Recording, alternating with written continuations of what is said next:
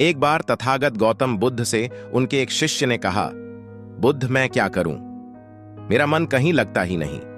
मैं मन को साधना चाहता हूं, मन को शांत करना चाहता हूं, मन को एकांत करना चाहता हूं, लेकिन मेरा मन है कि वो कहीं लगता ही नहीं, कभी शांत होता ही नहीं, हमेशा भटकता ही रहता है। अब आप ही बताइए कि मैं क्या करूं? गौतम बुद्ध ने उस शिष्य की बातें पूरे ध्यान से सुनी और फिर कहा, मैं आज तुम्हें एक कहानी सुनाता हूं। इस कहानी को सुनने के बाद तुम्हें तुम्हारे प्रश्नों के उत्तर मिल जाएंगे। गौतम बुद्ध ने कहानी सुनानी शुरू की कि एक बार एक गुरु अपने कुछ शिष्यों को ध्यान साधना सिखा रहे थे। तभी एक शिष्य ने खड़े होकर कहा, गुरुजी, मेरे मन में पिछले कई दिनों से एक प्रश्न चल रहा है, लेकिन मुझे इसका उत्तर नहीं मिल पा रहा। क्या मैं आपसे वो प्रश्न पूछ सकता हूं? गुरु ने कहा, बिल्कुल पूछ सकते हो, पूछो क्या प्रश्न है? शिष्य ने कहा, जैसे ही हम सब खाना खाते हैं तो हम सब की भूख मिट जाती है, लेकिन यह ध्यान के संदर्भ में ऐसा क्यों नहीं होता? हम सब आपके बताए अनुसार एक जैसा ही ध्यान करते हैं, लेकिन कोई पहले और कोई बाद में ध्यान को उपलब्ध होता है और कोई तो पूरी जिंदगी के ध्यान को उपलब्ध नहीं हो पाता। जैसे खाने से हम सबकी भूख मिट जाती है, वैसे ही ध्यान से भी हम सबके मन शांत हो जाने चाहिए, लेकिन ऐसा नहीं होता। आखिर क्यों? गुरुजी ने कहा, कल गांव के सबसे बड़े सेठ के घर मुझे खाने पे बुलाया गया है, तुम भी कल मेरे साथ वहां चलना। इतना कहकर गुरुजी वहां से चले गए। अगले दिन दोनों गुरु और शिष्य उस सेठ के घर भोजन के लिए पहुंचते हैं। उस सेठ की पत्नी ने उन्हें भोजन पर बुलाया था। उन दोनों के साथ ही वह सेठ भी भोजन करने बैठ जाता है। जैसे ही वह सेठ भोजन का पहला निवाला अपने मुंह के अंदर डालता है, भोजन की थाली को उठाकर दूर फेंक देता है और अपने नौकरों को चिल्लाकर कहता है, कैसा बेहुदा खाना बनाया है, इसमें बिल्कुल भी स्वाद नहीं है। जाओ और जाकर मेरे लिए दूसरा भोजन बनाकर लाओ। और वे वहां से उठकर चला जाता है।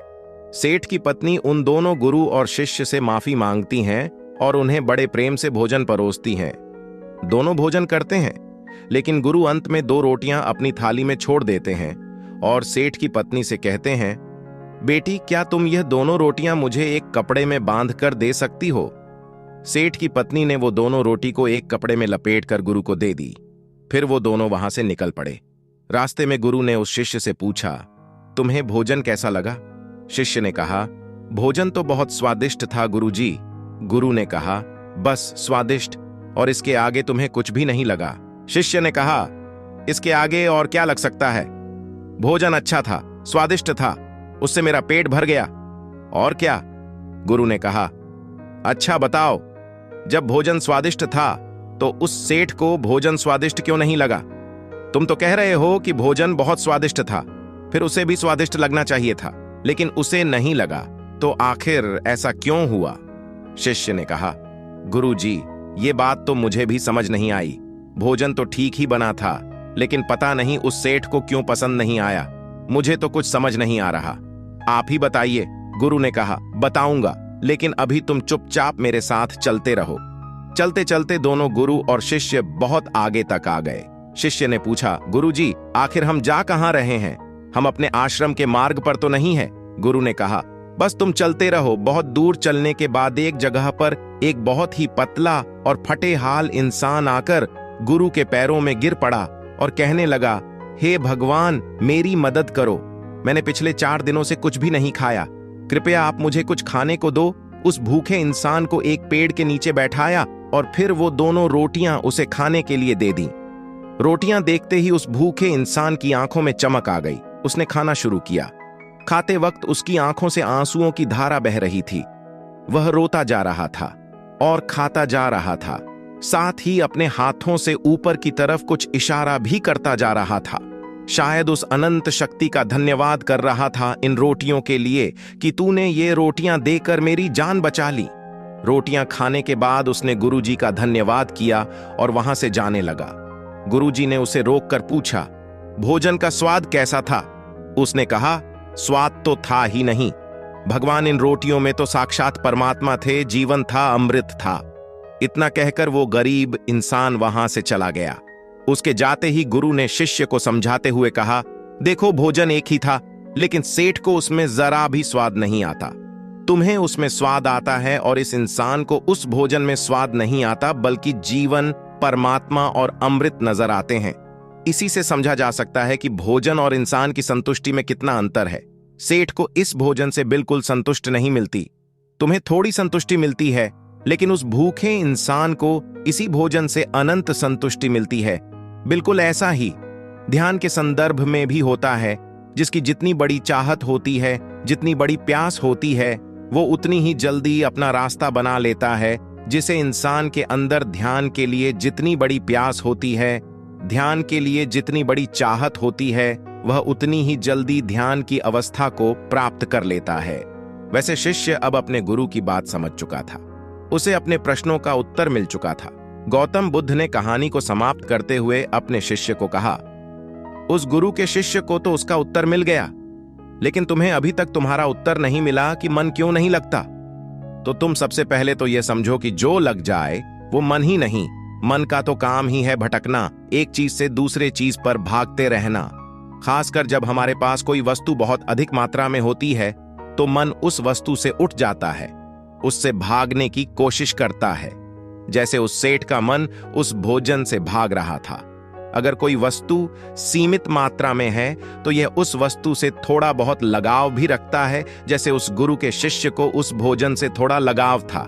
लेकिन अगर कोई वस्तु हमारे पास बहुत कम है या फिर है ही नहीं, तो फिर यह मन उसके पीछे भागना शुरू कर देता है और उस वस्तु को हर हाल में पाना चाहता है। लेकिन जब बात हमारे प्राणों पर आ जाए, कोई वस्तु प्राणों से जुड़ जाए, जैसे उस गरीब के लिए 2 रोटियां, तो वहां मन गायब हो जाता है। ऐसी परिस्थिति में मन का कोई अस्तित्व नहीं रह जाता। फिर हम भोजन का प्रकार या उसका स्वाद नहीं देखते। जो मिल जाता है हम बस उसे खा लेते हैं। फिर उसके बाद जैसा कुछ नहीं रह जाता। हमारा मन भोजन या किसी भी वस्तु के लिए जो उस समय जरूरी है, उसके लिए पूरी तरह से एकाग्र हो जाता है। फिर हम जो भी खाते हैं, हमारे प्राण उसे अंदर तक स्वीकार कर लेते हैं। फिर वो भोजन कैसा भी हो, हमें उसमें रस आने लगता है।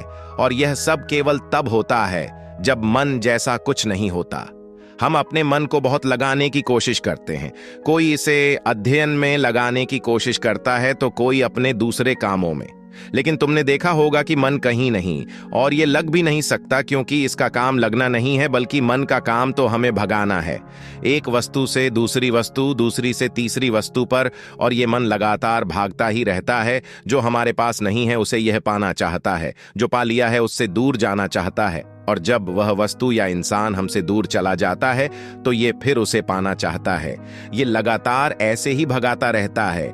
यही इसकी मूल प्रवृत्ति है। गौतम बुद्ध ने आगे कहा, अब आप लोगों के अंदर यह प्रश्न उठ रहा होगा कि अगर मन का काम भगाना है तो क्या हम जिंदगी भर भागते ही रहेंगे? क्या कभी हम अनंत शांति का अनुभव नहीं करेंगे? क्या कभी हम रुकेंगे नहीं? अगर जीवन को ध्यान से देखा जाए तो जीवन ऐसा ही इंसान जन्म से लेकर मृत्यु तक भागता ही रहता है। कभी किसी चीज के पीछे तो कभी किसी दूसरे इंसान के पीछे। लेकिन कभी कभी कुछ लोग ऐसे भी हो जाते हैं जो इस भागा धगड़ी से बाहर आ जाते हैं। वो भागना बंद कर देते हैं क्योंकि वो जाग चुके होते हैं।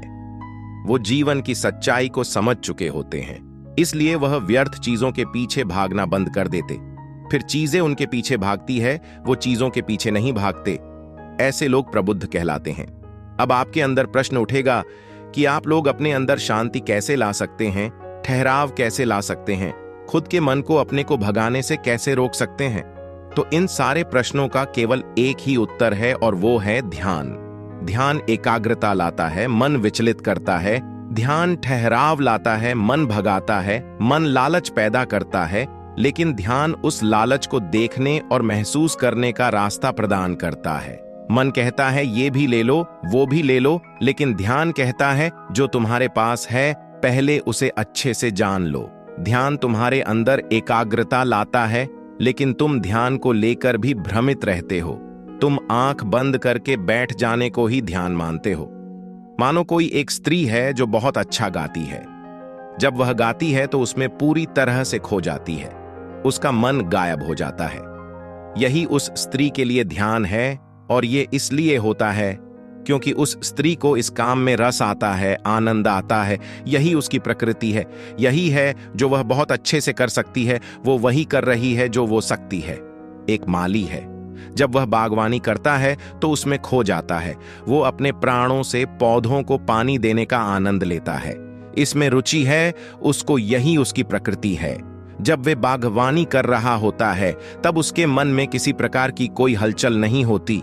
माली उस समय ना तो अपने अतीत के बारे में सोचता है और ना ही अपने भविष्य के बारे में। वह उस समय पूरी तरीके से वर्तमान के क्षणों को जी रहा होता है। और यही उस माली के लिए ध्यान है, जो व्यक्ति असल में जो है, अगर वो वही होने लगे तो उसके जीवन में स्वतः से ही ध्यान घटित होने लगता है, वो एकाग्र होने लगता है। लेकिन जब कोई व्यक्ति कुछ होने की कोशिश करता है जो असल में वो नहीं है, तो फिर उसका मन उस पर हावी होने लगता है। उसकी एकाग्रता खत्म हो जाती है, मन भागना शुरू कर देता है।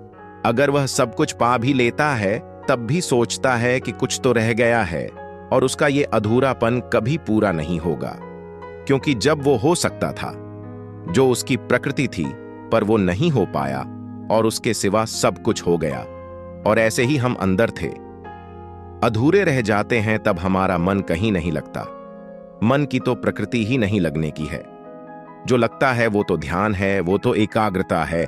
और जिस काम में आपको ध्यान मिल जाए, एकाग्रता मिल जाए, समझ जाना उसी के लिए आप बने हैं। उसी को करके आप पूर्ण हो सकते हैं, संपूर्ण हो। दोस्तों, मुझे उम्मीद है कि आपको इस वीडियो से बहुत कुछ सीखने को मिला होगा। धन्यवाद।